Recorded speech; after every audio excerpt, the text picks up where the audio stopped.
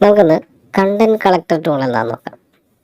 Content collector tool നമ്മൾ ആ ടൂളിൽ ക്ലിക്ക് ചെയ്തപ്പോൾ തന്നെ അതിൻ്റെ ഒരു ബോക്സ് ഓപ്പൺ ആയിട്ട് വന്നിട്ടുണ്ട്. എന്താണെന്ന് നോക്കാം. നമ്മൾ ഷേപ്സ് വരയ്ക്കുന്നു അല്ലെങ്കിൽ എന്തെങ്കിലും കണ്ടന്റ്, എപ്പോൾ ഷേപ്പ് വരച്ചു, കളർ ഫില്ല് ചെയ്തു, വീണ്ടും ഒരു ഷേപ്പ് വരച്ചു, ഒരു കളർ ഫില്ല് ചെയ്തു. നമുക്കൊരു ഇമേജ് പ്ലേസ് ചെയ്യാം. ഇമേജ് എടുത്തു, ജസ്റ്റ് പ്ലേസ് ചെയ്തു. ഓക്കെ, ഇത്രയാണ് നമ്മുടെ കണ്ടന്റ് എന്ന് വിചാരിക്കാം. ഈ കണ്ടന്റുകളെയൊക്കെ നമുക്കൊന്ന് കളക്ട് ചെയ്ത് വെക്കാം. ഓക്കെ, ടൂൾ എടുത്തു. ആദ്യം കണ്ടന്റ് കളക്ടർ ടൂൾ ക്ലിക്ക് ചെയ്തു. ഫസ്റ്റ് ഈ ഒരു കണ്ടന്റ് ഞാൻ കളക്ട് ചെയ്തു. ആ ഒരു ബോക്സിലേക്ക് ആ കണ്ടന്റ് ആഡ് ആയില്ലേ. അടുത്തത് ഞാൻ ഇമേജിനെ സെലക്ട് ചെയ്തു. ഓക്കെ, ആ ഇമേജ് വന്നു. അപ്പോൾ നിങ്ങൾ ആ ടൂളിൽ നോക്കിയ ഒരു 2 എന്നുണ്ടോ, എന്നുവെച്ചാൽ രണ്ടാമത്തെയാണ് നമ്മളിപ്പോൾ സെലക്ട് ചെയ്ത് വെച്ചിരിക്കുന്നത്. ഓക്കെ, ഞാൻ അടുത്തിൽ ക്ലിക്ക് ചെയ്യുമ്പോൾ അത് 3 ആയി.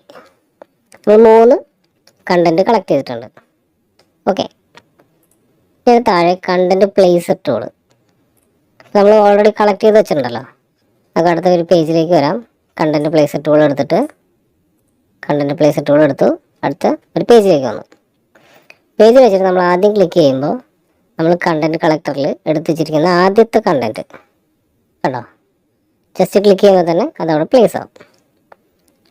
വീണ്ടും ക്ലിക്ക് ചെയ്യുമ്പോൾ രണ്ടാമത്തെ കണ്ടന്റ് പ്ലേസ് ആയി, ദെൻ തേർഡ്.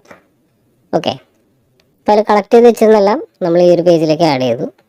വീണ്ടും നമുക്ക് അവിടെ നിന്ന് കളക്ട് ചെയ്യണമെങ്കിൽ ക്ലിക്ക് ചെയ്യാം, വീണ്ടും ക്ലിക്ക് ചെയ്യുക, വീണ്ടും ക്ലിക്ക് ചെയ്യുക, ദെൻ പ്ലേസ് ടൂൾ വരിക, അടുത്ത പേജിലേക്ക് പോയിട്ട് ക്ലിക്ക് ചെയ്യാം. ക്ലിയർ അല്ലേ?